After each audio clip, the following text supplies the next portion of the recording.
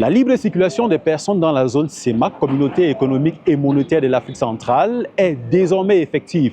Le délégué général à la Sûreté nationale du Cameroun, Martin Mbargangele, a donné des directives pour l'application des nouvelles mesures qui s'inscrivent dans l'acte additionnel datant du 1er avril 2019. Ces nouvelles mesures prévoient notamment la suppression des visas.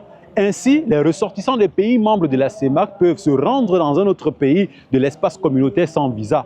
Les documents requis sont un passeport biométrique et une carte nationale d'identité valide. L'immigration clandestine, vous savez que c'est un fléau au niveau national. Avec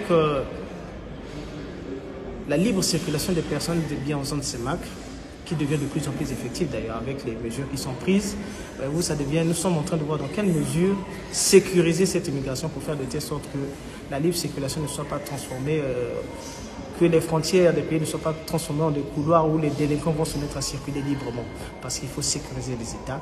Donc il y a un certain nombre de mesures qui ont été mises en place. Nous avons le projet ICEMAC qui consiste à sécuriser ces frontières en installant le système de communication I24 d'Interpol. Les avantages de la libre circulation incluent le renforcement des liens économiques, culturels et sociaux, la facilitation des déplacements des citoyens, la contribution à l'essor du commerce intra-régional et le renforcement de la solidarité entre les États membres.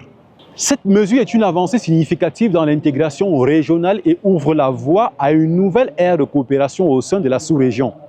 C'était Pérez Mbala depuis Yaoundé pour Nouvelle Aube.